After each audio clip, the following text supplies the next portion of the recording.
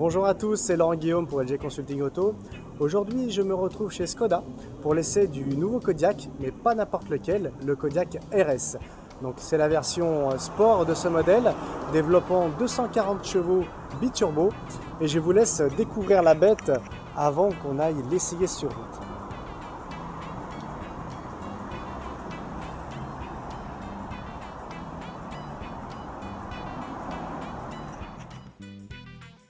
D'aspect extérieur, ce Kodiaq n'a vraiment rien à envier face à la concurrence. On le remarque aisément grâce à sa calandre noir laqué siglée RS, ainsi que ses phares full LED soulignés par les bourres. Le pare-choc est lui plus imposant, avec une jupe plus acérée, ce qui renforce le caractère de ce Kodiaq. Ce modèle est équipé de séries de jantes 20 pouces extrême anthracite, avec des étriers de frein rouge, renforçant le côté sportif encore une fois.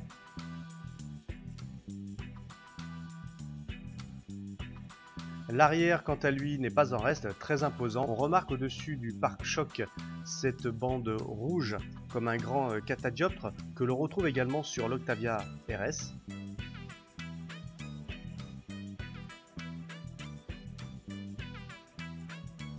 Vous aurez deux belles sorties d'échappement chromées intégrées au diffuseur.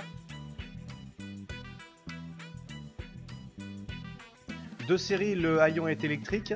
Et le coffre a une capacité de 600 litres, car il ne faut pas oublier que ce Kodiaq se veut aussi familial. D'ailleurs, dans cette version 7 places, vous aurez deux sièges supplémentaires intégrés à l'arrière, que vous pourrez facilement relever en tirant sur une anse.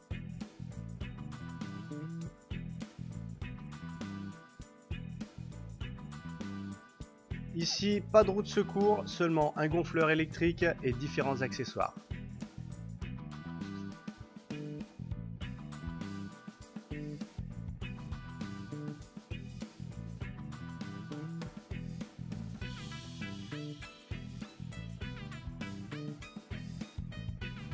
Ce Kodiaq mesure 4,70 m de long et pour renforcer encore l'allure de cette version RS, vous aurez les rétroviseurs noirs laqués ainsi que les rampes de toit et le contour des vitres avant et arrière peints en noir également.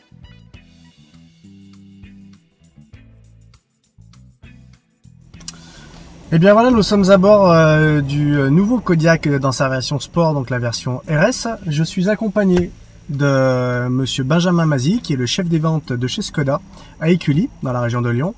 Et je remercie au passage la concession et monsieur Mazy de m'avoir invité pour cet essai. Et nous allons découvrir un petit peu les aspects dynamiques de ce. Alors ça y est, nous sommes partis. Alors une belle journée avec cette bête. Donc ce qu'il faut savoir, c'est que chez Skoda, ce nouveau Kodiaq est arrivé il n'y a pas si longtemps que ça, dans cette version, donc 240 chevaux. 240 chevaux, oui, c'est ça. Avec vraiment un très très bel équipement, notamment Benjamin, celui-ci, toit panoramique en plus. On a ajouté donc le toit panoramique, la vision 360 degrés, ouais. La gestion des feux de route automatique. On a également installé, alors plus pour rassurer le client, même s'il n'y a pas forcément besoin, mais une extension de garantie sur la voiture. Et derrière, le Kodiaq RS, dans sa version comme ça de base, est déjà très bien équipé en fait. Le digital cockpit entre autres, le GPS, radio, téléphone. Ça je vous le montrerai tout à l'heure, ça vaut le coup, il est très très bien fait avec plein de positions, même une position spéciale pour cette version RS, plutôt axée sport. Et franchement, ça vaut le coup. Alors cette version du Kodiaq RS qui vient du coup compléter la gamme déjà existante. Exactement. Quels sont un petit peu ses tarifs? Alors, un Kodiaq RS aujourd'hui, pour celui qui méconnaîtrait un petit peu la marque Skoda, ça peut choquer. Pas forcément faire fuir, mais choquer. Parce que le ticket d'entrée d'une auto comme celle-là dépasse très légèrement les 50 000 euros. D'accord, mais si on compare par exemple au groupe Volkswagen ou au groupe Audi, on restera toujours dans un tarif jusqu'à 5 à 6 000 euros en dessous d'une Volkswagen. Un Q5 qui fera peut-être à peu près la même puissance, voire un peu plus, tout dépend le moteur c'est un 3 litres. Le Q5, vous y rajoutez 15 000 euros sans problème. Alors pourquoi je parle de Volkswagen et d'Audi? Parce que je voudrais quand même apporter une précision concernant la marque Skoda. C'est qu'il y a quand même encore aujourd'hui, pour les gens qui ne connaissent pas forcément le monde de l'automobile, Skoda fait partie du groupe Volkswagen. Alors qui dit faire partie du groupe Volkswagen, c'est-à-dire c'est partager la motorisation Complètement. la technologie, boîte de vitesse et aussi les plateformes. Donc vraiment, c'est pas parce que le véhicule il est à la base issu de la République tchèque Exactement. que c'est un véhicule, une sous-marque ou voilà. Et je tiens vraiment à apporter cette précision parce que moi je suis assez fan de la marque. J'en ai une et j'en ai eu d'autres auparavant. Vraiment, c'est comme Seat en fin de compte. Je vais pas faire aussi la pub de Seat en même temps, mais Seat fait partie du même groupe. Complètement. Et faut pas oublier que c'est vraiment les mêmes moteurs. C'est-à-dire que vous soulevez le capot d'une Skoda et vous soulevez le capot d'une Audi ou d'une Volkswagen, vous avez la même motorisation. Il y a des petites variantes quand même, il y a des petites variations au niveau de l'exploitation du moteur. On peut avoir un 110 ou un 115 chevaux, tout dépend des moteurs. C'est des évolutions. Mais par contre, c'est vraiment la même chose. Et chez Skoda, il y a les designs qui sont faits effectivement en République tchèque, on va dire, peut-être sous la direction de Volkswagen. Mais vraiment, ils veulent garder leur ligne tout en utilisant la technologie du groupe, tout en gardant un rapport franchement qualité-prix qui est imbattable aujourd'hui entre ce que vous avez en motorisation et ce que vous avez en équipement. Honnêtement, si on aime l'allemand, honnêtement, faut pas oublier de regarder ce qui se fait chez Skoda. Surtout que cette année encore, si je peux rajouter cette précision-là, il y a deux modèles qui vont encore augmenter la gamme. C'est la Scala et le Kamiq, je crois, en fin d'année peut-être. Le Kamiq, qui sera un petit SUV, le Kamiq, et la Scala, qui va se situer juste en dessous de l'Octavia, si vous voyez un petit peu. Donc une voiture plutôt un peu plus grande qu'une Golf, à peu près. Voilà. Donc je tenais vraiment à apporter cette précision. Penchez-vous sur la question, regardez, vous ne serez pas déçus. Surtout aussi les tarifs, franchement, ça vaut le coup. Route un petit peu plus sinueuse, donc on va voir un petit peu comment il se comporte, non pas en ligne droite, mais plutôt sur des routes un petit peu sinueuses où on se sent un peu plus ballotté. Alors sur ce modèle, avec les différents modes de conduite, on a la suspension pilotée. Exactement, oui, qui vous permet d'atténuer un peu les changements de revêtement. Par exemple, il possède un mode qui est très intéressant, qui est le mode confort, et qui permet, lorsque vous rentrez par exemple dans un centre-ville avec quelques dos d'âne, de faire passer, si je peux dire ainsi, un petit peu la pilule. Alors là, par exemple, il y en a. On va continuer là-bas. On va le mettre tout de suite. Tac. Et là, on va voir comment ça se comporte. Est-ce que du coup, ça fait bouger un peu la caisse Vous avez l'impression, en fait, c'est plus sur les amortisseurs, d'être sur quelque chose d'un peu flottant, en fait. D'accord. Ouais, là déjà, voilà, ça monte. Ah ok. Par défaut, le véhicule ayant un châssis sport, c'est intéressant d'avoir un système vous permettant d'adoucir un peu les suspensions. Bon, on est quand même assez haut sur la route. Donc déjà, ouais, c'est vrai que là on en a 2-3 qui s'enchaînent. Là, celui-ci est un petit peu plus raide. Ouais, on n'est pas ballotté, on n'est pas secoué. Plutôt agréable. Donc du coup ça va atténuer aussi si on se met plutôt en mode sport tout ce qui est un petit peu roulis ou mouvement de caisse. Exactement. Parce que sur une tonne 8, c'est ce qu'on disait tout à l'heure, ça fait quand même du poids à déplacer et dans les courbes. Voilà. Alors en parlant de poids à déplacer, de courbes et de puissance de ce véhicule, il faut savoir que récemment il a été piloté, je dis bien piloté, sur le circuit du Nürburgring en Allemagne, et c'est lui qui détient du coup le record dans sa catégorie. Tout à fait. Pour un SUV de cette puissance-là, il détient le record du tour du coup au Nürburgring. Alors ça, c'est franchement intéressant, et ce qui montre quand même ses capacités. Et pour ceux qui aiment bien aussi les vidéos YouTube, hormis les miennes, je vous invite également à voir la vidéo qui a été tournée à Spa-Francorchamps, où le Kodiaq RS est vraiment mis à rude épreuve, et franchement c'est impressionnant. Donc Spa-Francorchamps qui est quand même un circuit de Formule 1 à la base. Donc mettre un gros SUV comme ça, ça fait un petit peu bizarre, mais il est bien loin d'être ridicule. Alors nous voici un petit peu dans les environs de la région d'Écully, pas très loin de la concession, plutôt une route de campagne. Donc là, ce véhicule possède un mode sport, je sais pas si on entend un petit peu. Voilà. Et franchement, une tonne 8, 240 chevaux biturbo, c'est super agréable. Franchement, c'est très très agréable. Alors ce véhicule, il est à noter quand même, ça reste un 4 cylindres. Ça restera un 4 cylindres, 4 roues motrices, ce qui pourrait effectivement rassurer celui qui se demanderait comment supporte la voiture avec autant de puissance sous le capot. Ça se passe très très bien, c'est des technologies 4Motion ou Quattro Audi, le même principe. Vous n'êtes pas en 4x4 permanent, c'est évident. Mais lorsque la route va être plutôt glissante ou là ça va se mettre en route automatiquement. Dès que les conditions l'exigent, le véhicule passe obligatoirement en 4 roues motrices pour agrémenter un peu le tout et surtout augmenter la tenue de route.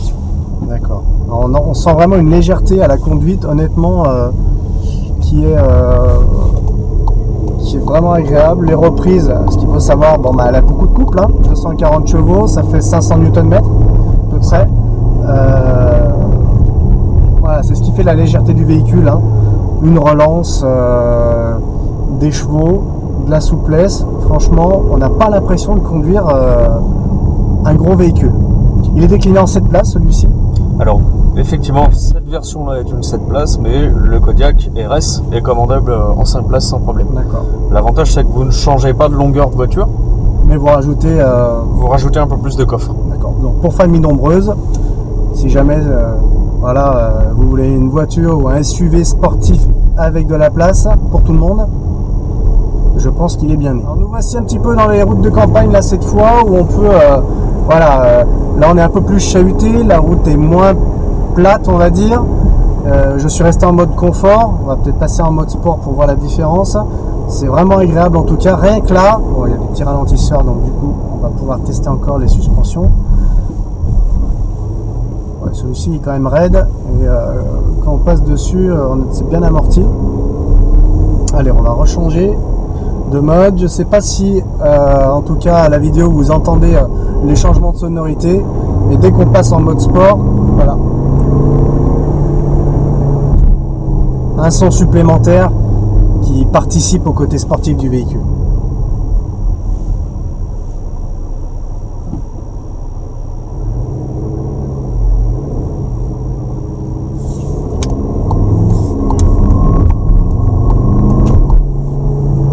C'est vraiment agréable. Allez là, race campagne. Bon, je suis pas non plus Carlos Sainz hein, ou Sébastien Loeb, hein, mais voilà, on sent quand même dans les réaccélérations la voiture en mode sport, suspension beaucoup plus ferme. Voilà. Là, ça envoie. La direction est précise. Franchement, aussi haut sur la route. J'aurais pas pensé, hein. Là il y a une jolie courbe.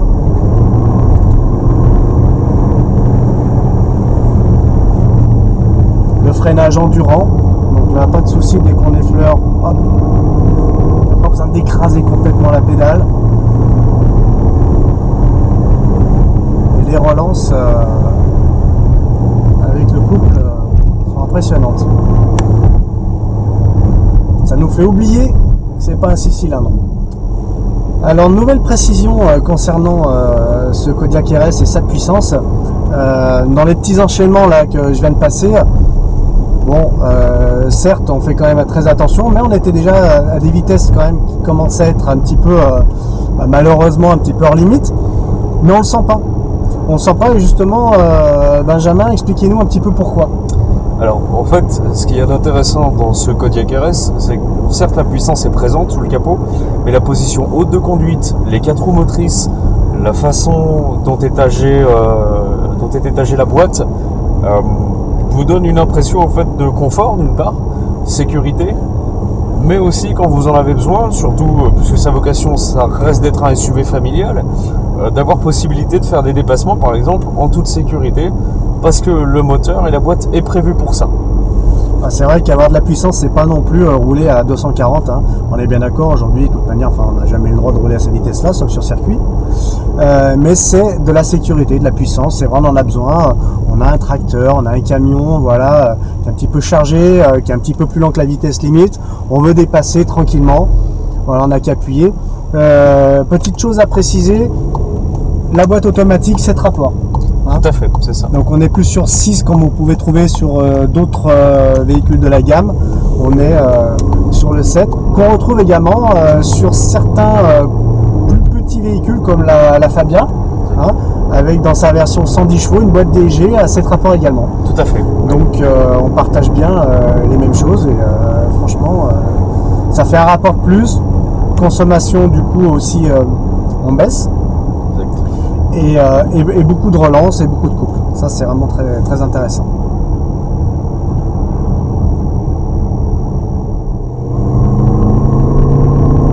Allez, pour le plaisir.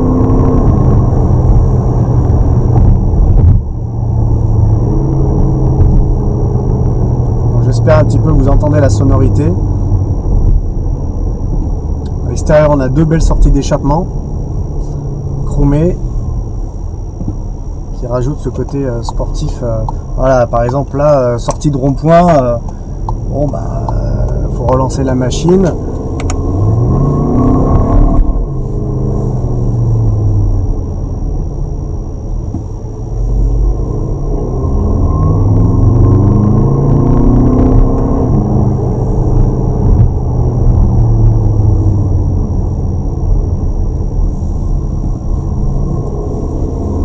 Stabilité, c'est impressionnant. Voilà, la stabilité, c'est quelque chose de... Je crois dans une Octavia RS. Quasiment. Quasiment.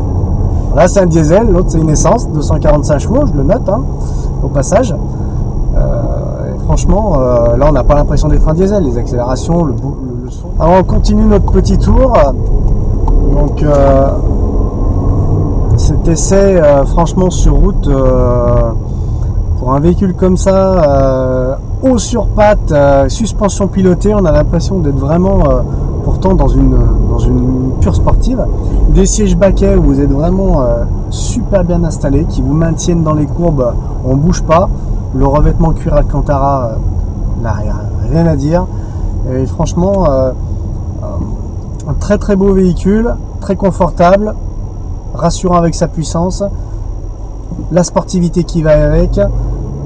Si encore voilà, vous avez des doutes, venez l'essayer. Prenez rendez-vous avec Monsieur Mazzi ou avec moi. Et après, on s'occupe du reste. Franchement, ça vaut le coup. Vraiment. Alors voici plus en détail le Digital Cockpit dont je vous parlais précédemment. Lorsque vous rentrez dans le véhicule, la première mise en route s'effectue avec cette animation. Ensuite, au moment de démarrer, les compteurs s'affichent avec différents modes que je vais vous montrer. Donc là, c'est le mode uniquement, on va dire, avec la boussole intégrée. Ensuite, vous aurez le GPS qui va apparaître. Le mode sport dont je vous parlais, contour uniquement au milieu et vitesse au centre. Sur les côtés, ce ne sont plus des aiguilles qui mesurent les niveaux de température et d'essence. Ce sont des barres qui vont augmenter ou diminuer au fur et à mesure. Là, le GPS plein écran ou encadré. Voilà, par exemple, avec le contour. Ici, l'écran tactile de 9,2 pouces, très réactif, sensible également au mouvement, c'est-à-dire que vous n'avez pas besoin, pour changer de page par exemple dans les menus, de toucher à chaque fois l'écran, juste un geste, un balayage suffira.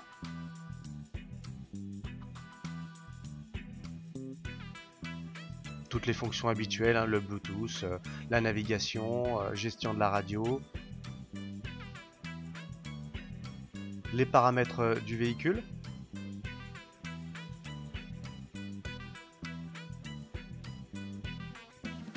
Avec toutes sortes d'options, notamment des informations concernant l'état de la route quand vous êtes sur des sentiers, on va dire, inclinaison de la route, altitude.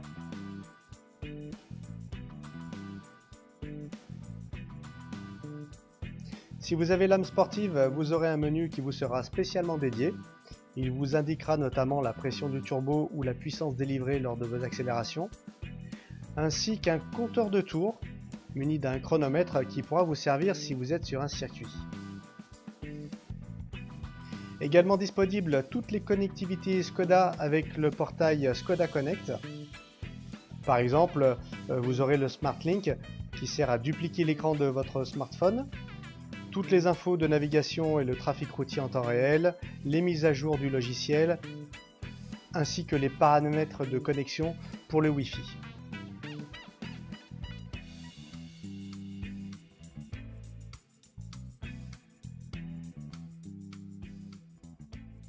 Alors sur ce modèle, la caméra de recul sera équipée de l'option Vision à 360 degrés. Ainsi, vous aurez une vue d'ensemble par-dessus le véhicule des obstacles qui peuvent l'entourer. Différents paramètres aussi pour la caméra, une vue à l'aplomb du mur. Si vous avez une remorque, il y a également l'option où vous pourrez voir les alentours pour faire vos manœuvres sans danger.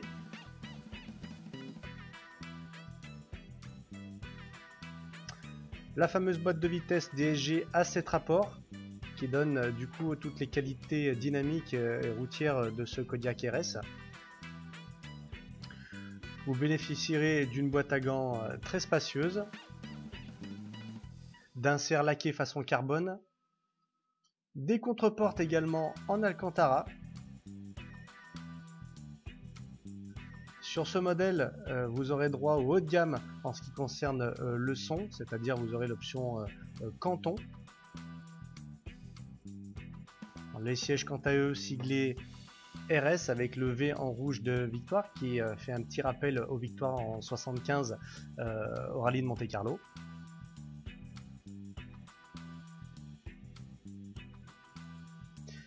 L'arrière n'est pas en reste, énormément de place, toujours avec des sièges très confort. Et franchement, là vous pourrez voyager le plus paisiblement possible. À l'avant, les sièges sont électriques avec 3 mémoires. Et petite astuce, toujours chez Skoda, le fameux parapluie intégré dans la porte avant.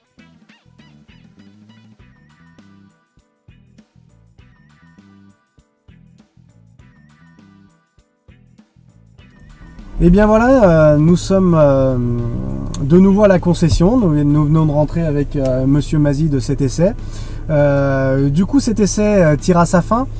J'espère que cela vous aura quelque peu fait envie et d'aller déjà le découvrir en concession, ce que je vous invite vraiment à faire. Ça vaut le coup de voir un petit peu ce modèle. En tout cas, si vous avez des questions ou des remarques, n'hésitez pas à m'en faire part sur ma chaîne YouTube ou sur mon site internet. Je remercie encore Benjamin et la concession Skoda by My Car d'Écully, donc de la région lyonnaise, de m'avoir accueilli aujourd'hui pour vous présenter le Kodiaq RS, donc cette belle bête. Et j'espère en tout cas vous retrouver bientôt lors d'un prochain essai. À bientôt, au revoir.